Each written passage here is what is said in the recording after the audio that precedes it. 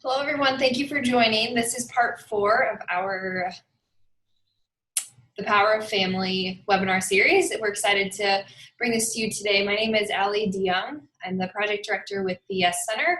We're excited to partner with the DC Earners and Learners Project and the DC Partnerships and Employment State team to bring this to you today. So at this time, I'm going to hand it over to Dale. He's going to introduce a little bit more about the project and get everything started. Thanks so much. Great, thanks, Ali. Welcome everybody to the fourth of our four-part webinar series,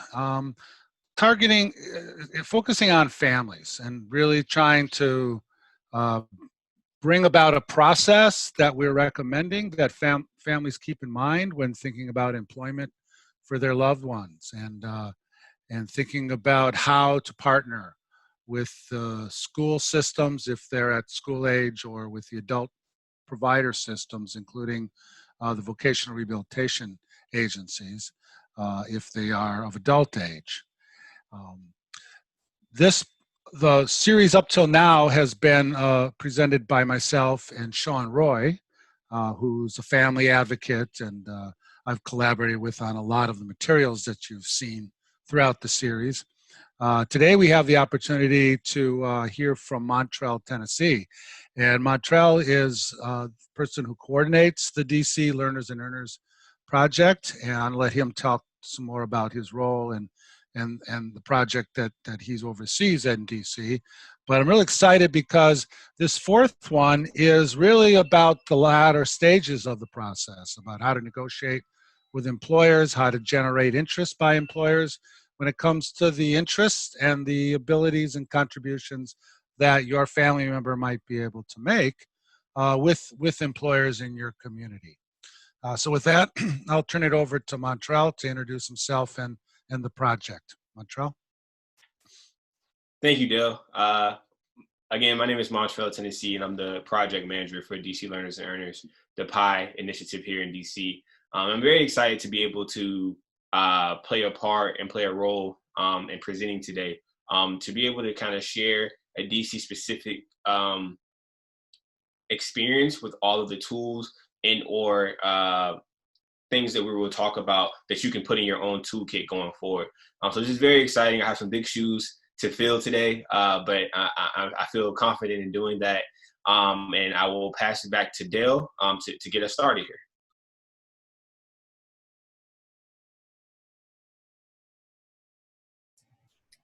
Dale, hang on just a sec, you're muted. Okay, thank you, Ali. Yeah, thank you, Montrel, and thanks so much for stepping in and contributing on this last of the four-part webinar series. Okay, the agenda for today is to talk about family involvement in the employment planning meetings and the timing on that, family input into what we recommend being used, which is a job development plan, accessing families' personal and professional networks as it relates to outreach to possible employers in your community, and the role of that interagency team in the job development process. And then, of course, we'll leave some time towards the end of our webinar to, as we have in the past, try to get some input from some of you on the webinar, and, of course, answer any of the questions that you might have. So where do we leave off? Well, you know, as you might remember, but if you're new to this particular webinar, let me just quickly go through the other three that we already have put into an archive, and we will talk about that, and I'll ask Ali to talk about that at the end. All of these webinars are being archived, and you can access them at our YES, which stands for Youth Employment Solutions Center, our site that we have, and it's the Yes Center that really is putting this webinar series on as part of the partnerships in employment federal funding that's been provided to DC. So one of the things that should have been accomplished to this point is that there's agreement that employment is a goal for your family member, and that you've had some roles to play in terms of knowing your family member the best in terms of their abilities and possible career goals and themes that might be of interest to that family member. We've provided some tools and some documents that you could use to help think that through. In the second webinar, we talked about establishing those career goals and how to work with an interagency team to do so. And then after you have that, in the last webinar, in webinar 3, we talked about identifying and assessing the person's abilities and interests as it relates to particular career goals, using what we call the positive personal profile, and then how to process that information and identifying key features that might be of interest to employers. And that's really what we want to get to in the discovery process, is some good career goals that this particular person has weighed in on and matches their interests after they are out of school and into adult life. And then again, those key features that they have to offer to particular employers. And with that, I'm going to turn it back over to Montrel, because this is kind of a transition where we've brought up this slide all along about work experiences, but we want you now to kind of get a sense of what does the school systems and the adult provider organizations, what do they do when it comes to helping a family member that you may have achieve these particular types of work experiences? And so we thought we could kind of give you a local example to let you know kind of what's going on in the District of Columbia. And if you're on this webinar from another part of the country, know that these are good examples of some of the things that might be available when it comes to securing work experiences in your part of the country, in your local community. And if you have any questions about that, like what might be available where you are, again, we want to make ourselves available. You can always ask us questions or email us, and we'd help you to kind of think through some of this. But with no further ado, I'd like Montrel to kind of talk about work experiences from DC's perspective. Montrel? Yeah, thank you. And as Dale kind of shared, a lot of my examples probably going to come from the transitional youth work experience opportunities that I've seen across the district. And I encourage anyone here that's here from the district or any other state that has any other programs that you know works. Please share those in the chat box, and we'll definitely either speak to them or you can have your own conversation about them. So I'll start first with job shadowing. So job shadowing is something that's very, very important. Having the opportunity for a youth or a young person or someone who's looking for a job to go in to see what they like and don't like, or the tasks that they feel that they can do or they may need assistance with. So it's very important, I would say, that you have that job shadowing set up in your agency or your provider organization, because it's important to know what you want, what you like and what you don't like, and what skills that you want to gain from that job. So for example, I know in DC, we have the Competitive Employment Opportunity Program. So that's the CEO program in which the youth, after the mentorship 8 weeks training, they get to go and job shadow their mentor to see what they do on a day-to-day basis. So for example, we had a youth that was interested in becoming an architect. So they actually got to work with the architects of the Capitol to kind of see if they really like that day-to-day work of what it takes to become an architect. So those type of job shadowing opportunities allows you to kind of make an informed choice if this is the career path or job that you really want to go down. I would move on, and once I finish this circle, Dale, please feel free to jump in if I miss anything. I'll move on next to the informational interview. So an informational interview is very important, just like job shadowing, because you will have the opportunity to kind of figure out or learn about what that company's or that organization is all about first. You get to go down and sit and see, okay, they fit my beliefs in this way, or they don't fit my beliefs in that way, or they have these supports in place, or they do not have these supports in place. The informational interview allows you the opportunity to also see how you can leverage even a volunteer, which I will talk about later, opportunity, or a paid position. Just learning more about that company or the person you'll be working for. So the first two tools that I think when it comes to work experiences that I just discussed are all about learning more so you can make an informed choice about what's next or if you want to pursue that role in or organization. Going around the worksite tour is also gaining more information. So is this accessible? Is this worksite tour like what clothing will I need? What do I need? How long will it take me to get here from my home to the next, from my home to this worksite? So I think in DC we do a great job of providing travel training as part of the first meeting with the employer. So we try to set up with MTM here in DC that they have the opportunity to kind of get travel trained to learn how to get to work, to and from work each time to get there. So it's all about.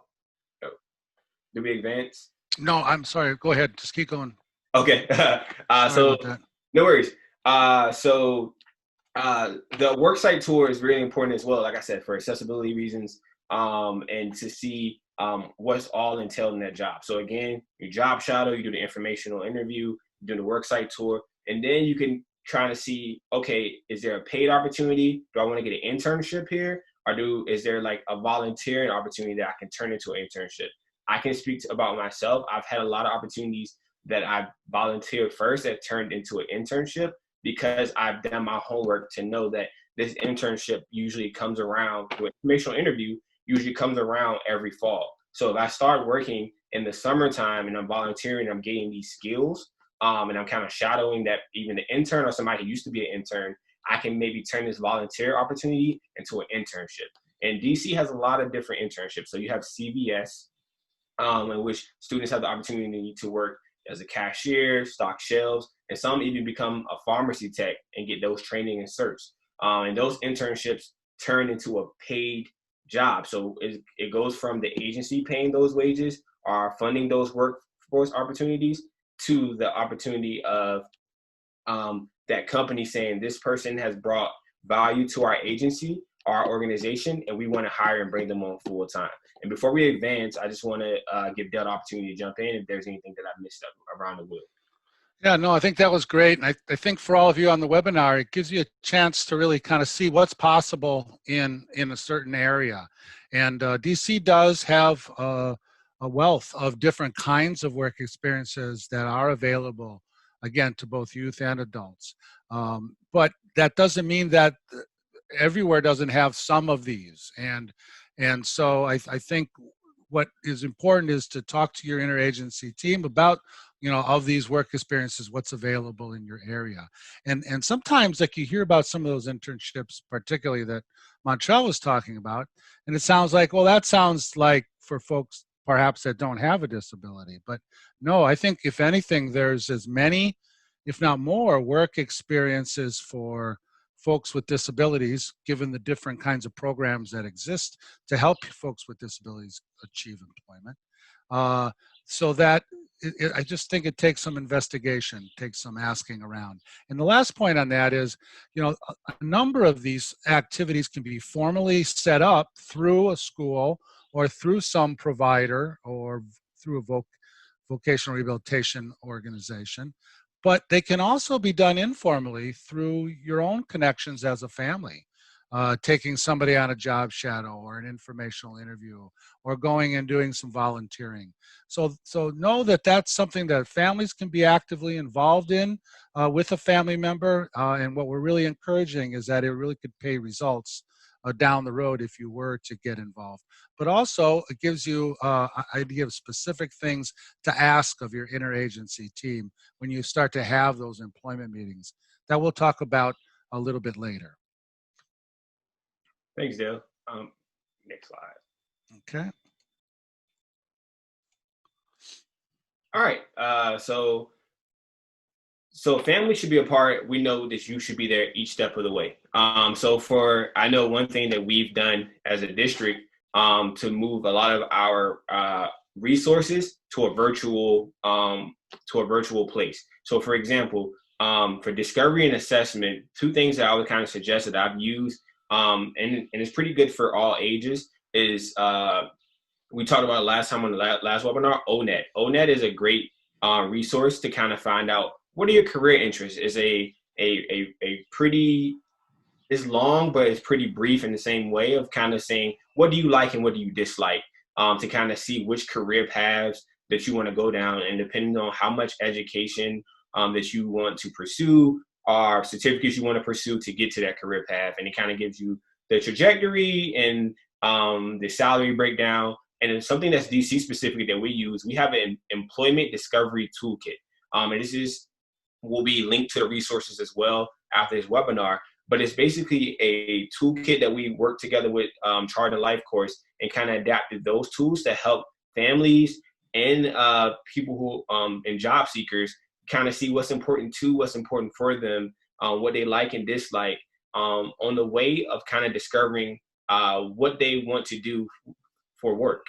So this employment discovery toolkit is something, again, that will be linked to this webinar, but it's something that you can use independently of the agency because it's online and is available. And it's also something that you can use across all ages. And I think that discovery and assessment portion of finding out like what I really want to do or what I really don't want to do is really important to get into the job development, because once you have that job development conversation and the family and everyone is at the table, that person should have a voice of like, this is the path that I want to go down. Because I feel like we're all here to support them, and it's not the family's job or the agency's job to say, this is what you should do. So if we go back and you had these volunteering opportunities or you had these informational interviews, and you've done the discovery, you've done the assessment, then we can start to really develop a plan towards a career pathway of these steps to get to your dream job or your dream career. And then finally, once we figure out what that we need to see what supports need to be in place to make you successful. So I know DC does a great job, like I shared, with travel training, which is accessible to everyone, that of all ages that DDS supports, as far as like being able to take the metro, take the bus, how to get to and from work. And you kind of get the opportunity to do it with that person, the travel trainer, a few times before you take it by yourself and before your first day, so you don't show up to your first day late. Another workplace support that is pretty well known everywhere is job coaches. So job coaches is something that is there for support, and I look at job coaches as like maybe a extra support until it's time to move to that next level. So a job coach may be there for a little while, but then that person will learn those skills to be able to do it more independently. And a job coach may not need to be there every day. Maybe they need to be there 2 days a week, and maybe it's just a check-in. Same with travel training. So workplace supports, if done well, can be something that can be temporary, and sometimes it can be a little longer. But all of these things are available for your agency, and these are things that families should be talking about. And then also families can play as a workplace support. So if you know, if you network and that person knows your son or daughter, or the person that you're supporting, you're the caregiver, then you can kind of say, all right, this person likes to do this, or they thrive better in this type of situation. These are all things that you can do informally as a workplace support to make that employment more meaningful and an easier transition into a full-time competitive work environment. And Dale, if you have anything to share? Nope, that's good. Okay, perfect. And then finally, it's not a question of whether a person can work. It's more of a question of where. So don't be scared to approach employers. The worst thing they can say is no. But I look at no as an opportunity, as a door opening. So you said no. Okay, so why is that no? Is it because of the need for financial support? And that's when you get families can have that conversation with their agency or whatever other supports that may be in place that maybe will provide a work experience stipend. Again, having that back of the mind, like we discussed previously, that this will not be funded by the agency or provider for the long haul, but this is an opportunity to see that this person can be a valuable asset to your team.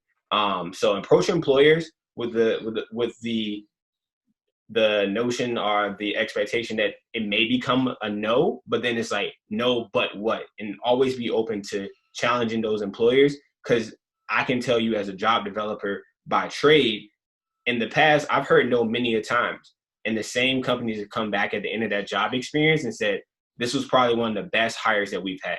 And I can tell you many stories of the youth or young adults that still are working at that same place that we heard the no from before.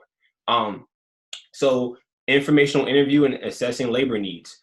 So just thinking about the current job market. So when we come out of COVID-19, what are some of the labor needs or some of the skills that we will need for our people that we support and the youth and young adults and the families and everyone to have to be able to enter this new normal or this new job market. So maybe it is, taking a typing class or those type of skills and gaining those. And those can be learned from informational interviews. So if there's companies or, is there a grocery store, if there's an administrative assistant position, maybe it's not an application right now, but hey, can you hop on the phone so I can understand what type of skills you're looking for this position, or going forward, how are you going to change the way your work plan works in this new environment of post-COVID or within COVID right now.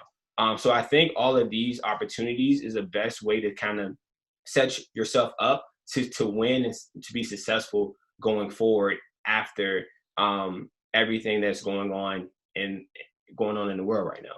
And then finally, employer presentation and proposal. So that kind of goes to the approaching employer. So if you think that they're going to say no, or it may be a tough opportunity to kind of leverage, then going with a presentation of how this is work, those skills. I know Carol is on the call currently right now, and one thing that she shares all the time is like her son works or volunteer at the library, and those are skills that he has. So I think that coming to the table with those skills and what your son and daughter have done in the past that will make them successful in this role is something really important. So like, again, everybody wants to work. We just got to find that right place. And sometimes that right place may not say yes right away. And I think all of these skills on the job development process are things that you can start to work on now, or you can kind of work with the agency and or provider to kind of shape up a plan to how we're going to get these things done. So it may not be you're going with a formal paper and say, hey, this is my presentation or this is my proposal for what to do. But it's kind of having those tools in the back of your mind. So if something doesn't go the way that you want it to go, that you're able to pull those out and still keep the conversation going.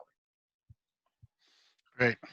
Yeah, thank you. Thank you, Montrel. And yes, so Montrel went through the steps in the job development process. And one of the key messages we want to give you, particularly as family members, is these are not necessarily steps that you need to take. We do encourage you, and I think Montrel gave you some really good ideas about when possible, and if you do know somebody, you can approach those employers.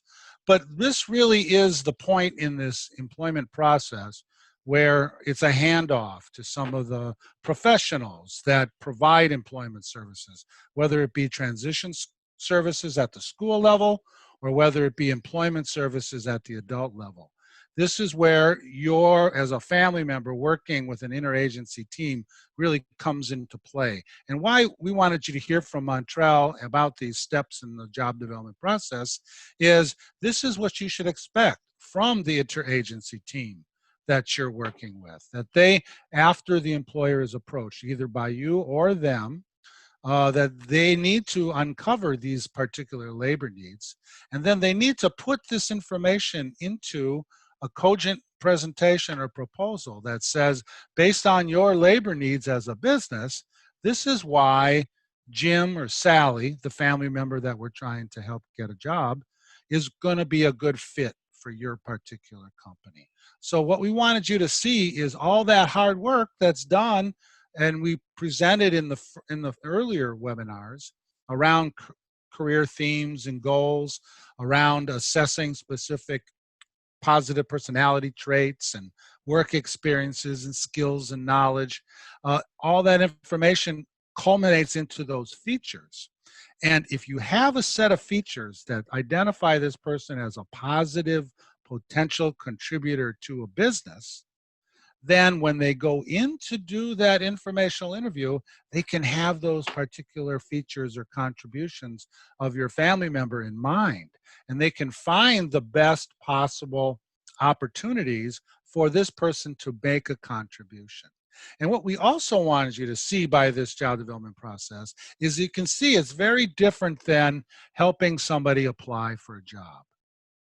And that really what it takes is that upfront advanced work of identifying those employers that might be a good match, learning from those employers first, and then presenting your family member in the best possible light based on their interests, based on their abilities, based on what it is they are and want to do and can do. And then look for the opportunities from that perspective, through the lens of the person and what's on that positive personal profile and what's on that features page. And then present about this person before anybody actually applies for a job or interviews for a job. And so it gives us a lot of opportunities to negotiate. And we have a lot of additional ways to negotiate with employers that the average person off the street does not. And that circle where we showed you those different kinds of work experiences, those can be part of that whole negotiation with the employer. And Montrel already kind of alluded to it.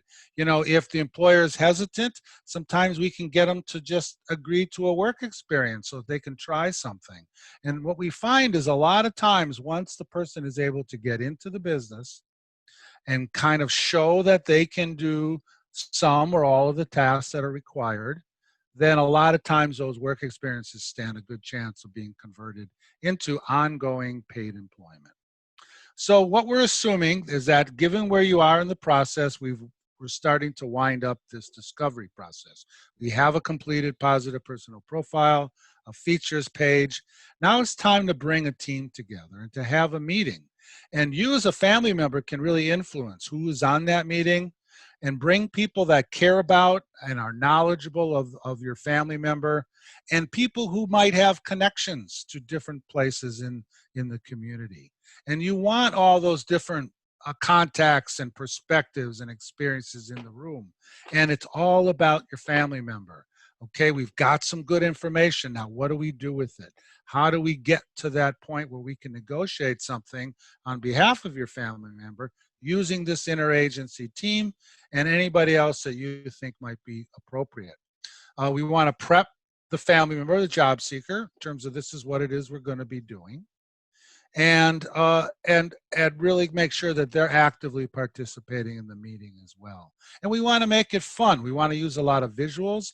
During the module 3 or the third webinar, we provided those Venn diagrams and kind of gave you an idea of how you can brainstorm to come up with some good ideas. You can use that during your employment meeting. You can kind of brainstorm ideas on flip charts.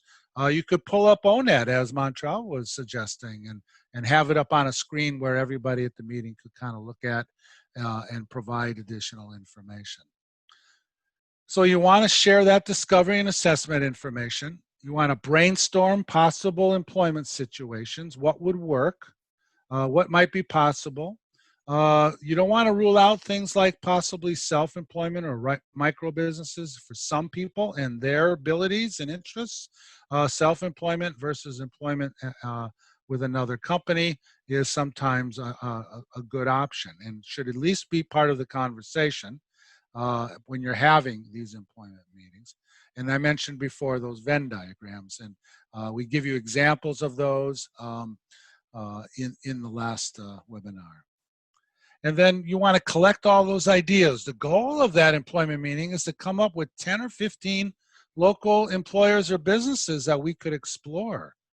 And to see if any of the people at that meeting might actually know some folks and could make some contacts on behalf of this job seeker, maybe suggesting that somebody on the team from the transition specialist or the employment specialist could come back out. And when you make that contact with the employer, it's to secure an informational interview. That's all we want from the employer. We want a chance, about 20 to 25 minutes of their time, to learn about their particular business and to see up front, whether this might actually be a good opportunity for the job seeker that we have in mind, your family member. And then we suggest that there's this document called the Job Development Plan that can be completed during the employment meeting. And that will kind of lay out, okay, here's the features of the individual. What are some businesses that might match to those interests and abilities of that person? And then you put all those things down there and you use that job development tool to really kind of communicate. Okay, who's been contacted? How did it go? What did we learn? And it's a way that you could use that job development plan as a family member to kind of keep track of what employers are being contacted on behalf of your family member, and what are the results? What are we learning from those particular businesses? So we want to put it into this plan. It's those key features, but you also want to look at, and Montrel suggested some of this. You got to handle transportation. Is it available? How is it going to be worked out? Are supports possibly needed, even for the work experience, in order for this person to be successful on a job?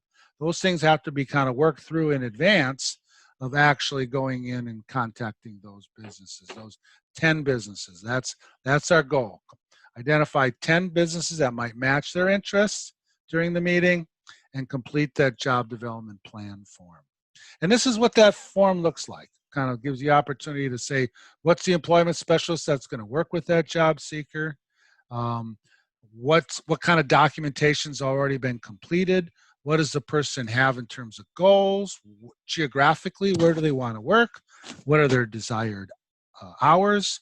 So all of this stuff is laid out on the job development plan. And again, a copy of this blank tool, this form, is available to you where we have these archive webinars residing.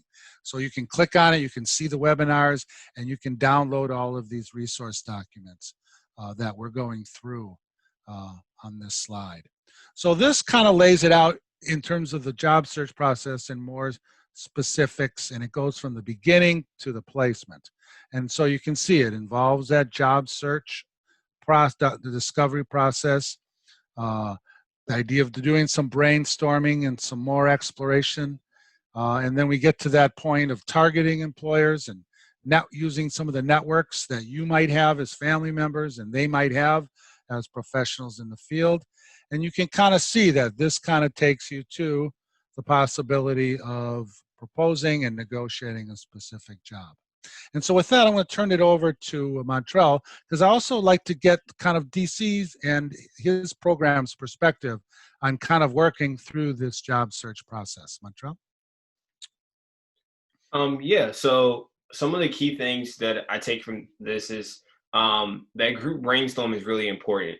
So getting everyone involved in at the table to discuss before you go into the exploration and the field research. I think that is important, but you can't get everyone at the table without the person that you're working with or you're supporting understanding that discovery process. So for us, as like I said, DC Learners and Earners, we have a lot of online resources, and I think Kevin Wright may be on the call currently. But he is our facilitator to help with that discovery process. So you're in DC, you're looking maybe for your provider organization or just a one-on-one family conversation of like, how do we engage in the discovery process?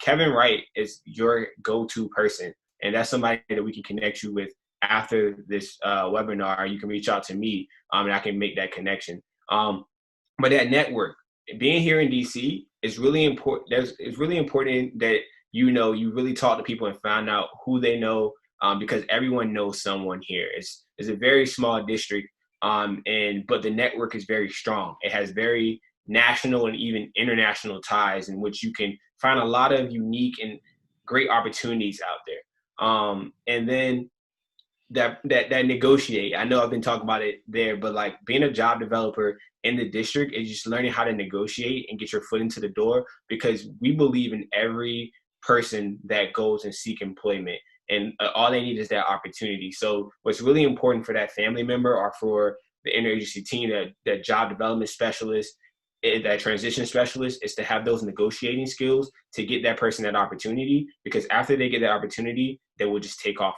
with that. So we can move to the next slide, Dale. Yeah. All right. So most businesses have needs. but you gotta get them before a position has been posted. So here you see 80% of job seekers only apply for posted positions. But only 20% of jobs are posted. So that goes to that networking. That's when that networking and really tapping in and getting those informational interviews and those volunteer opportunities are very important.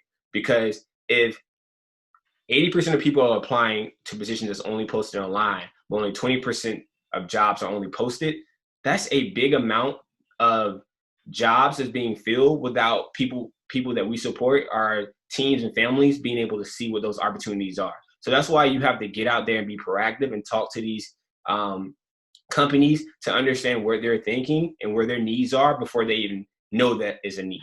That's why that informational interview, that's why that volunteering, those internships, those things are all important. And as a district, I think we have prioritized those opportunities for our people by saying, hey, we have these work experiences with CVS. We have these work experiences with these different companies in which we will provide, we will kind of subsidize the stipend for this amount, this allotted time, but with the thought and the belief and almost to the agreement that if this person does a great job, you should bring them on because they've been an added value for 8 weeks, for 2 months, for this amount of time. So it's really important that we're using that network, because if we're only going on Indeed, if we're only going on LinkedIn, there's so many opportunities that are being missed just because people are picking up the phone call and saying, hey, do you have an open position? It was just like, well, we were about to post this opening, but now that you said you have interest, we're not even going to post it. We'll just bring you on. So picking up that phone call and just calling around and getting in front of these employers is really important. All right, and continuing on the importance of networks. So again, your network can be your friends, your family, places you do business. I think places you do business is really important because they see you and so if you go to a local coffee shop every day and that family member is with you and you all go together, they know that family member, they know you, that's the easiest conversation to have. Like, oh, I see that it's getting kind of busy here and it's just you by yourself. Do you need help with maybe somebody working the tables, or do you need help with extra cashier, or do you need help baking? So these are opportunities to have those informal conversations that may lead to a great opportunity because you're already investing in that company. So it's time for you to kind of once you're investing in that company, it's time for you to kind of get something out of it in a sense other than that service. And that something can be a job opportunity. Just having those conversations. Neighbors, your neighbor, a lot of people know what their neighbor works if you have a good relationship with your neighbor. So maybe it's like, I know you're a manager for X. Do you have any opportunities and why? And just having those conversations can be very useful and to provide the next opportunity. And the clubs, like as far as not the clubs to go partying, but like clubs as far as if you're going to, like for myself, I play flag football. So flag football is really big in DC. People play on the monuments. There's people from government and all these other agencies working together and just playing football. So if you are having a conversation and you overhear someone saying, we're really coming up with this, we really need to fill this opportunity, that's a perfect time to further that conversation. So I think using your network and really thinking outside the box of all the people that you and your family may invest in, and it's time to kind of talk with them and see if they want to invest in this opportunity for you as well, as a give and take type of situation. I think using that network that way is positive because it's all about helping your circle get to that next level. And I think it's important that you kind of maybe sit down and write down who you think is a potential support in your network. Yeah, thank you, Montrel. And to that end, we do have a resource for you, and it's attached to the webinars that you can get access to.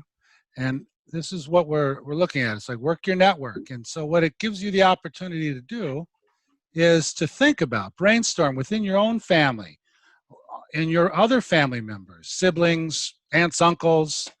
Who do you know? Who do you and your network know that's out there in your community? And we break it down by different kinds of jobs. And so, look at, and this, just having these different categories: animal care, automotive, customer service, construction, uh, pest control, pet care, all these different kinds of companies, and you think about that big list that Montrel went through, you'd be surprised how big your networks might be.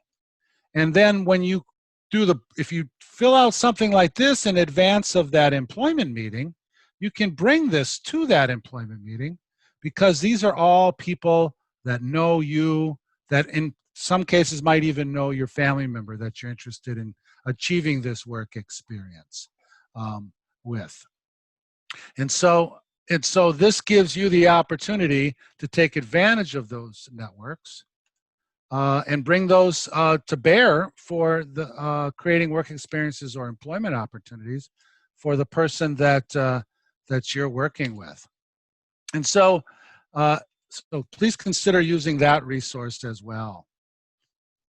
And so this is just a little bit about what would happen after you use those networks and you identify an employer on behalf of your job seeker. You might ask, could somebody from the school district or from this employment service provider come in to learn a little bit more about your operation? They need about 25 minutes, half hour to get some information that might end up being of benefit to you and your company, but also possibly to my family member.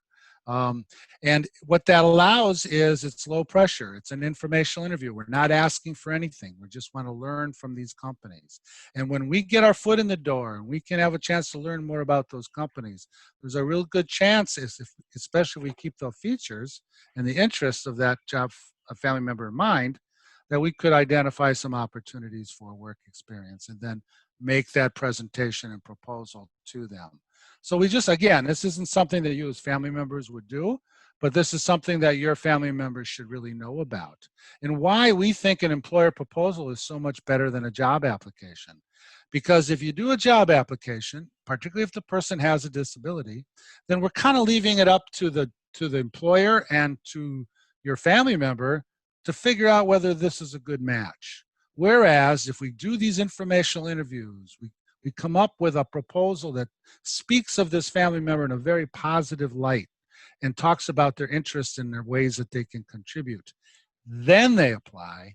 We think that the opportunities for success go up significantly. I've studied this. This is the area that I spend most of my time on if I'm involved in any kind of research projects. And what we've learned is when we use personal networks, we can achieve a job 3 times. We're 3 times more likely to achieve a placement, just based on the fact that we're working through people that know us and we know them. And in smaller communities, this is how most of business is being done.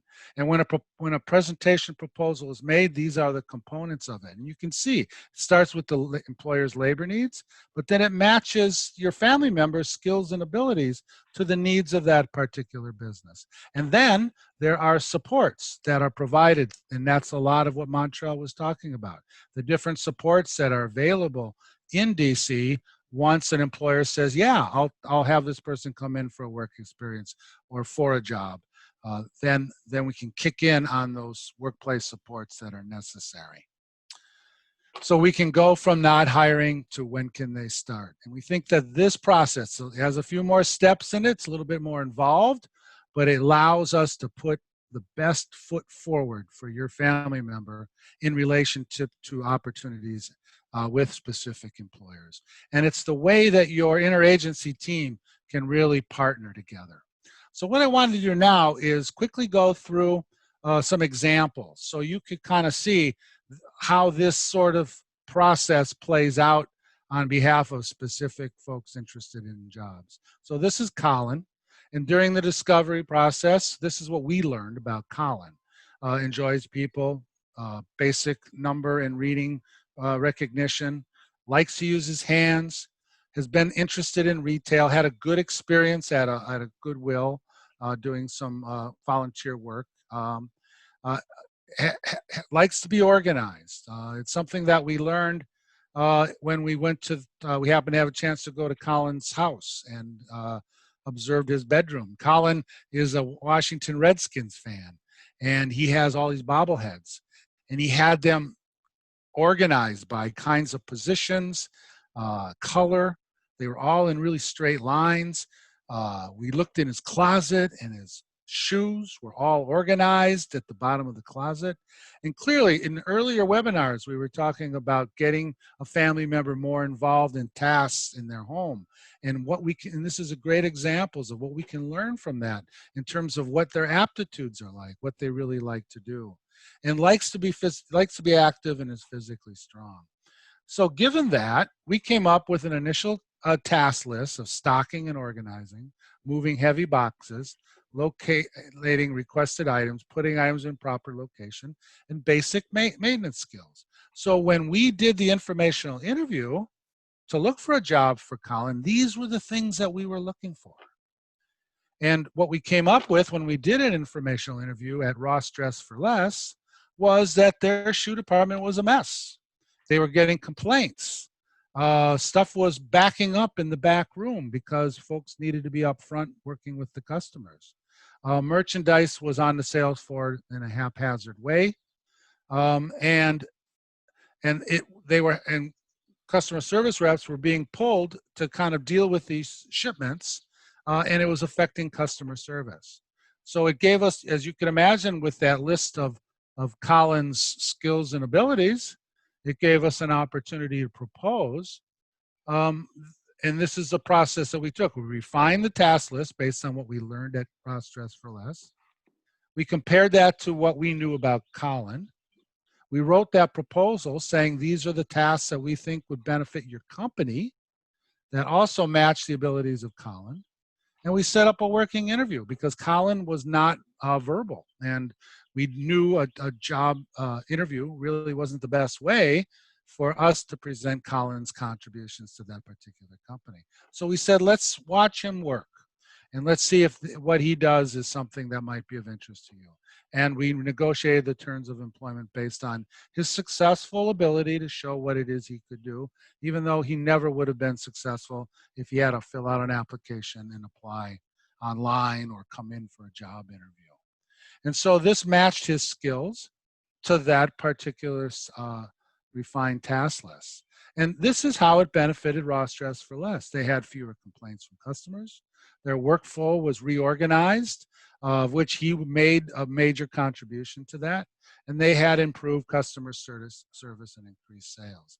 And that's what your employment team can do on your behalf, is not only benefit Colin or your family member, but also benefit those businesses. But what happens when it doesn't work?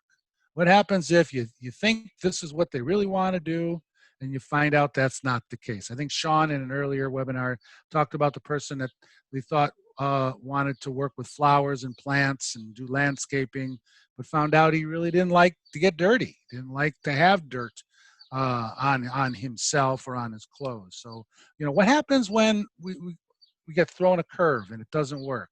Well, the most important thing is we've all been there, right? That this isn't about their disability. This isn't about the fact that they can't work. This just means that we didn't get the match right. And so it gives us a chance to kind of revisit this and look at the tasks and where and what kind of tasks would be a better and more effective match. And so it gives us the opportunity to eliminate some things and then focus in some areas that might be a better fit for Colin or for somebody like that. So with that, I'm going to turn it back over to Montrel to talk about the ways that families can support this whole job development process without feeling like they've got to actually do the job development. Montrel? Yes.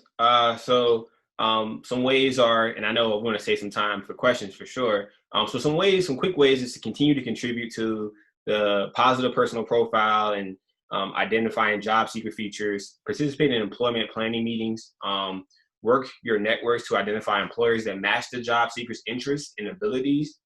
Contact employers in your network and ask if the job developer can come by for a 25-minute informational interview. Again, if you don't take anything away from this, that informational interview is really important. Having those along the way is really going to create those opportunities.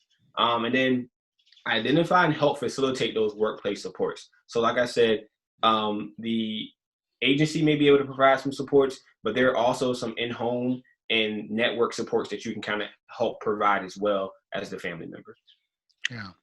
And we don't spend a lot of time on the workplace supports, but they're very important. And we think as family members, you know this person's needs and where the supports are most important. And you can bring that information to the team so that we can be sure that those kinds of supports are in place so that when they do get into the work experience or the job, they have the support they need to be successful. And then interagency roles and responsibilities. So the interagency team should be able to support the development of a work experience in the following ways. So you want them to take the lead in facilitating in employment planning meetings, conduct informational interviews with employers that match the job seekers' interests and abilities, develop a present in a proposal for a work experience, develop and present a proposal for a work experience. So you want to, like I said, have those tools in your toolkit to already know what's your next question if you get this response. Because you don't want to shut that door, because that may be the only opportunity you may get in front of a manager or the CEO. So you want to have those tools in your toolkit for that proposal to gain that work experience. Provide or facilitate transportation. So transportation may be a barrier. So there's travel training. There's also assistance from different people to support maybe financially getting to and from that place until that person receives their first paycheck. And then provide workplace supports when necessary. So we want the individual to be able to work as independently as possible. So when necessary is that if that person says, okay, I got this and I can do this on my own, then kind of trust that person to have the opportunity to learn and fail. We've all learned on the job. I make mistakes all the time. I know there probably was a mistake that I made in this webinar, but it's okay. We learn and we get better. And these opportunities is for growth. So just provide those workplace supports when necessary, but it should be a team kind of approach to those supports. Right. So the takeaways from all of this is the work experiences are really our best opportunities to put folks into a position of success, that they can try it out. And it also allows the employers to try it out. It's a work experience. And so everybody gets to learn from this. And we think that this is the best vehicle for us to help people move into a career and into employment. And work experiences are not always something that's available to you and I, should we go out and just at large go out and try to find a job. And so working with that interagency team is really key to this. And we try to give you some good ideas of how to collaborate. We don't think families need to do it all. They certainly don't need to be finding the jobs and negotiating them on behalf of family members, but they should be working with these interagency teams, have clear expectations as to what the interagency team can do for your family member. But you know this job seeker the best, so you have the best information and possibly the best networks and contacts to really help this person be successful. And you all are key to this. So this covers our webinar series. What I'd like to do is ask you, for the folks that are on the webinar, to think about if you've had some experiences with interagency teams to achieve work experiences or to achieve employment. How did it go? What did you find to be of value to the interagency team? Where might the interagency team kind of let you down? Where could an interagency team help you more than possibly you've been able to experience to date? Do you have any questions about how to work with other folks when it comes to achieving employment for your family member? Have you had some successes when it comes to working with an interagency team and achieving either a work experience or employment? I think those kinds of questions and possible answers to my questions would be a great way to kind of round out the last of this webinar. And so just ask you guys, you've been very patient, if do you have any kind of questions for us? But those are some specific things that I in particular was hoping to hear from all of you. And I would add to that, as if any professionals on the call or anybody who's ever been a part of the interagency team, kind of talk about your experience are some things that you even want? Are you using your own toolkit as being a part of that interagency team?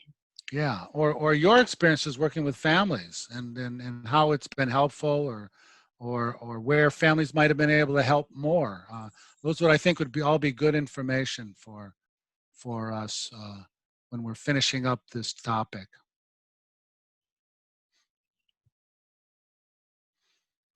And I can't see the chat, so I'm going to rely on Allie and Montrel to kind of look for that to see if anything's come up.